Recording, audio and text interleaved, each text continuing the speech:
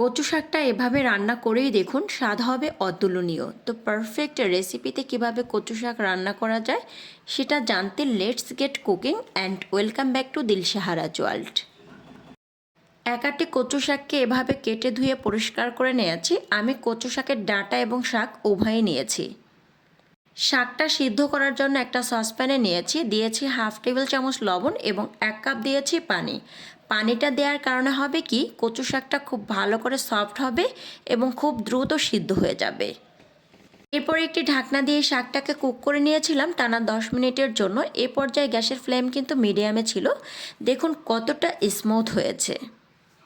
স্ক্রিনে নিশ্চয় দেখেছেন কচু শাকটা গলাতে কোনো ধরনের খুঁটনির প্রয়োজন হয়নি। একটা স্পাচুলা দিয়ে কোনো রকমের নাড়া দিলেই কিন্তু ইজিলি কচু শাকটা গলে আসছে। একই প্যানে আমি 4 টেবিল চামচের মতন রেগুলার রান্নার তেল নিয়েছি। এরপর ফোড়নের জন্য হাফ টেবিল চামচ দিয়েছি গোটা জিরা আর 3-4টে দিয়েছি শুকনা মরিচ। এতে করে কিন্তু দারুণ একটা ফ্লেভার আসবে। গোটা জিরা আর শুকনো মরিচটা আমি 1 মিনিটের মতন ভেজে নিয়েছিলাম। এরপর এতে দিয়েছি 1 কাপ মতন কুচো চিংড়ি। এই ছোট চিংড়িটা যে কোনো খাবারের টেস্ট কিন্তু অনেক গুণে বাড়িয়ে দেয়।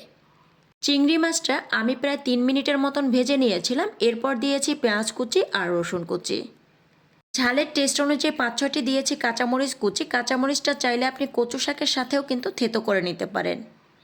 খুবই সামান্য দিয়েছি লবণ এবং হলুদ গুঁড়ো। লবণটা যেহেতু কচু শাক সিদ্ধ করার সময় দিয়েছিলাম তাই এখানে একটু বুঝেই দিতে হবে। আর হলুদটা দিয়েছি যাতে করে কচু শাক থেকে খুব সুন্দর একটা কালার আসে। পেঁয়াজ, রসুন এবং চিংড়ি মাছটা যখন লালচে ব্রাউন কালার করে ভাজা হয়ে যাবে, এ পর্যায়ে এসে আগে থেকে সিদ্ধ করে রাখা কচু শাকটাকে দিয়ে খুব ভালো করে মশলার সাথে নেড়ে চেড়ে নিচ্ছি। তো কচু শাকে অনেকটা পানি রয়ে গিয়েছে। এটাকে নাড়তে নাড়তে একটা পর্যায়ে দেখবেন পানিটা টেনে গিয়ে শাকটা অনেকটা টাইট হয়ে এসেছে।